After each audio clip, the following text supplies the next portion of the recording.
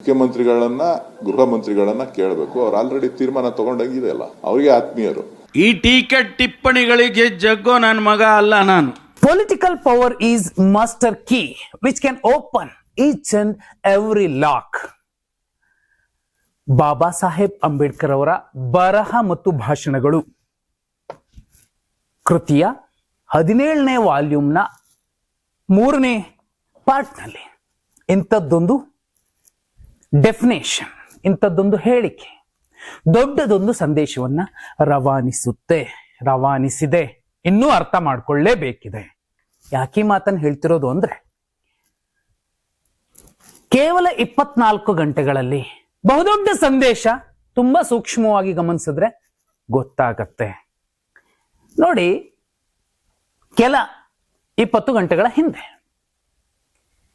DK Suresh ಒಂದು ಹೇಳಿಕೆ ಕೊಡ್ತಾರೆ. ತುಂಬಾ ಸೂಕ್ಷ್ಮವಾಗಿ ಅದನ್ನ ಅವಲೋಕಿಸ್ಬೇಕು.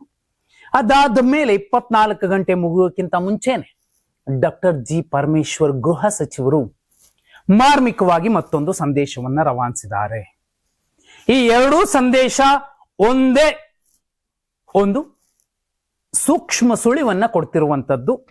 ಸಿದ್ದರಾಮಯ್ಯ ಅವರ ನಂತರ ಮುಖ್ಯಮಂತ್ರಿ ಯಾರಾಗ್ತಾರೆ, ಇಂಥವರೇ ಅನ್ನೋದನ್ನ ಹೈಕಮಾಂಡ್ ಕೂಡ ಸ್ವಚ್ಛವಾಗಿ ಹೇಳುತ್ತೆ. ಇತ್ತೀಚೆಗೆ ಕಾಂಗ್ರೆಸ್ನ ಹಿರಿಯ ನಾಯಕ, ಹಿಂದುಳಿದ ವರ್ಗದ ನಾಯಕ BK ಹರಿಪ್ರಸಾದ್ ಅವರು ಕೂಡ ಇಂಥದ್ದೇ ಸೂಕ್ಷ್ಮ ಸಂದೇಶವನ್ನ ಒಂದು ಪ್ರಮುಖ ಸುದ್ದಿವಾಹಿನಿಯ ಸಂದರ್ಶನದಲ್ಲಿ ಬಿಟ್ಟು ಕೊಟ್ಟಿದ್ರು.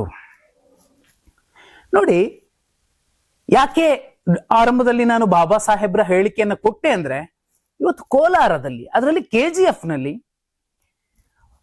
ಬಹುಮುಖ್ಯವಾಗಿ ಒಂದು ಪೊಲೀಸ್ ಕಟ್ಟಡದ, ಭಾರತ ಮೀಸಲು ಪಡೆ ಕಟ್ಟಡದ ಶಂಕುಸ್ಥಾಪನೆಯ ಕಾರ್ಯಕ್ರಮದ ವೇದಿಕೆಯಲ್ಲಿ ಡಾಕ್ಟರ್ ಜಿ ಪರಮೇಶ್ವರ್ ಅವರು ಸಿದ್ದರಾಮಯ್ಯ ಅವರ ರೀತಿಯಲ್ಲಿ ಒಂದು ಸ್ಟ್ರಾಂಗ್ ಮೆಸೇಜ್ ಅನ್ನ ಕೊಟ್ಟಿದ್ದಾರೆ. ಇಂಥವರ ಟೀಕೆ ಟಿಪ್ಪಣಿಗಳಿಗೆಲ್ಲ ಜಗ್ಗೋ ನನ್ನ ಮಗ ನಾನಲ್ಲ. ನಮಗೆ ಬಾಬಾ ಸಾಹೇಬ್ರು ಸಮಾನತೆಯ ಪಾಠವನ್ನ, ಧೈರ್ಯದಿಂದ ಮಾತಾಡುವ, ಬದುಕುವ ಹಕ್ಕನ್ನ ಕೊಟ್ಟಿದ್ದಾರೆ. ನಾವು ದಮನಿತರು, ಶೋಷಿತರು, ಹಿಂದುಳಿದವರು, ಧ್ವನಿ ಇಲ್ಲದವರು ಇವತ್ತು ಸಾಮಾಜಿಕ ನ್ಯಾಯಕ್ಕಾಗಿ, ಸಮಾನತೆಯ ಹಕ್ಕಿಗಾಗಿ ಹೋರಾಡ್ತಿದ್ದೀವಿ. ಯಾಕೆ ಮೆಸೇಜ್ ಕೊಟ್ರು? ಜಗ್ಗೋ ನನ್ನ ಮಗ ನಾನಲ್ಲ ಅನ್ನೋ ಮಾತನ್ನ ಯಾಕೆ ಹೇಳಿದ್ರು? DK ಸುರೇಶ್ ಅವರ ಮಾತುಗಳನ್ನ ಸೂಕ್ಷ್ಮವಾಗಿ ನೋಡಿ. DGP K ರಾಮಚಂದ್ರ ರಾವ್ ಅವರ ಪ್ರಕರಣ ಬರುತ್ತೆ. ಅಲ್ಲಿ ತಪ್ಪು ಒಪ್ಪುಗಳ ಲೆಕ್ಕ ಆಗ್ಬೇಕಿದೆ, ತನಿಖೆ ಆಗ್ಬೇಕಿದೆ, ಅದು ನಡೆಯುತ್ತೆ. ಅಮಾನತು ಕೂಡ ಮಾಡಿದ್ದಾರೆ. ಆದ್ರೆ ತುಂಬಾ ಸಲುಗೆಯಿಂದನೋ ಅಥವಾ ನೇರವಾಗಿನೋ ಒಂದು ಮೆಸೇಜ್ ಕೊಡ್ತಾರೆ DK ಸುರೇಶ್ ಅವರು, ಮಾಜಿ ಸಂಸದರು. ರಾಮಚಂದ್ರ ರಾವ್ ಅವರು ಪರಮೇಶ್ವರ್ ಅವ್ರಿಗೆ ತುಂಬಾ ಆಪ್ತರು, ಅವ್ರಿಗೆ ಬೇಕಾದವರು, ಅವ್ರನ್ನೇ ಕೇಳಿ ಅವ್ರೇನ್ ಮಾಡ್ತಾರೋ ಗೊತ್ತಿದೆ, ಅವರೊಂದು ನಿರ್ಧಾರ ತಗೊಂಡಿರ್ತಾರೆ. ಈ ವಾಕ್ಯದಲ್ಲಿ ಪರಮೇಶ್ವರ್ ಅವರಿಗೆ, ಗೃಹ ಸಚಿವರಿಗೆ ತುಂಬಾ ಆತ್ಮೀಯರು, ಬೇಕಾದವರು ಅನ್ನೋ ಸಾಲನ್ನ ಯಾಕೆ ಹೇಳಿದ್ರು? 3 ವಿಚಾರಗಳನ್ನ ನಾವಿಲ್ಲಿ ಗಮನಿಸಬೇಕಾಗುತ್ತೆ. Doctor G Parameshwar no doubt ರಾಜ್ಯದ ಹಾಲಿ ಶಾಸಕರುಗಳ ಸಾಲಿನಲ್ಲಿ, ಕಾಂಗ್ರೆಸ್ನ ಪಟ್ಟಿಯಲ್ಲಿ ದಲಿತ ಸಮಾಜದ ಅತ್ಯಂತ ಹಿರಿಯ ನಾಯಕ, ಸಂಯಮಿ, ಕಳಂಕ ರಹಿತ ನಾಯಕ. ಇದನ್ನ ಮೀರಿ ಅಹಿಂದ ಅಂದು ಕೂಡಲೇ ಸಿದ್ದರಾಮಯ್ಯ ಅವರ ಜೊತೆಯಲ್ಲಿ 23ರ ನಂತರ ತುಂಬಾ ಗಟ್ಟಿಯಾಗಿ ನಿಂತಹ ದಲಿತ ನಾಯಕ.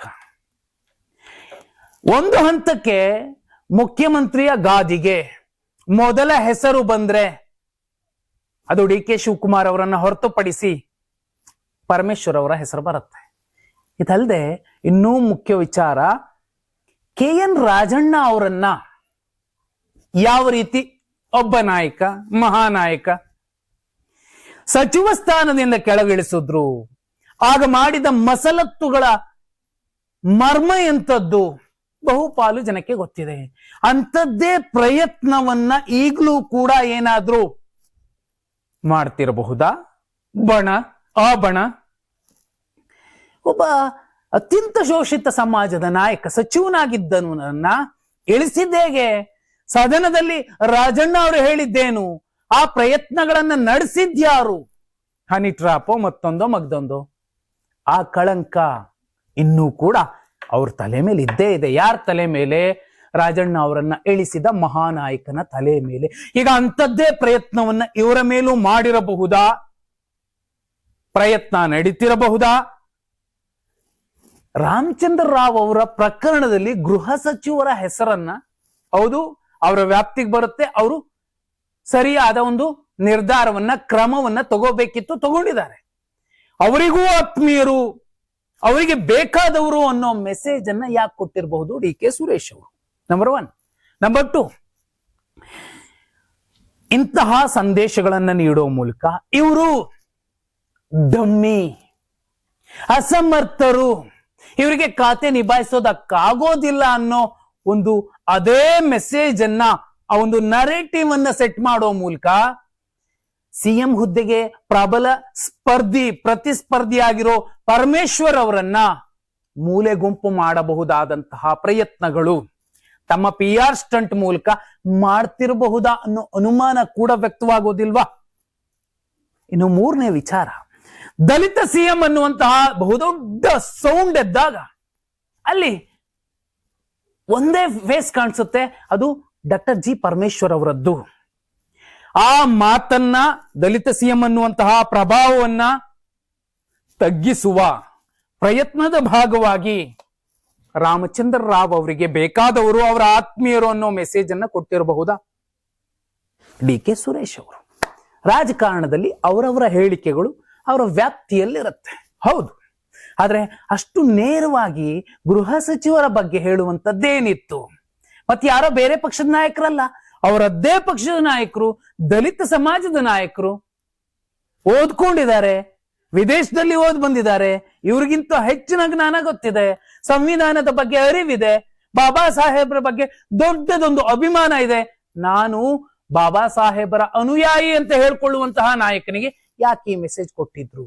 ಇಂತೆಲ್ಲ ಆದ್ಮೇಲೇನೆ ಡಾಕ್ಟರ್ ಜಿ ಪರಮೇಶ್ವರ್ ಅವರು ಫಸ್ಟ್ ಟೈಮ್ ವೇದಿಕೆ ಮೇಲೆ ತುಂಬಾ ಸ್ಟ್ರಾಂಗ್ ಆಗಿ, ಶಾರ್ಪ್ ಆಗಿ ಹೇಳುವಂತಹ ಸಾಲುಗಳು, ಅದು ಇಂತಹ ಟೀಕೆ ಟಿಪ್ಪಣಿಗಳಿಗೆಲ್ಲ ಜಗ್ಗೋ ನನ್ನ ಮಗ ನಾನಲ್ಲ ಅನ್ನುವಂತಹ ಮಾತಿದೆಯಲ್ಲ, ಇದು ಬೇರೆಯದ್ದೇ ಸಂದೇಶವನ್ನ ರವಾನಿಸ್ತಿದೆ. ಪೂರಕ ಅನ್ನೋ ರೀತಿಯಲ್ಲಿ ಹಿಂದಿನ ಒಂದು ಮಾತು, ಅದು ಡಿ ಕೆ ಸುರೇಶ್ ಅವರ ಮಾತು ಕೂಡ ಒಂದು ಲಿಂಕ್, ಡಾಟ್ಸ್ ಅನ್ನ ಜೋಡಿಸ್ತಾ ಇದೆ. ನಿಮ್ಗೇನನ್ಸುತ್ತೆ? ಕಮೆಂಟ್ ಮಾಡಿ.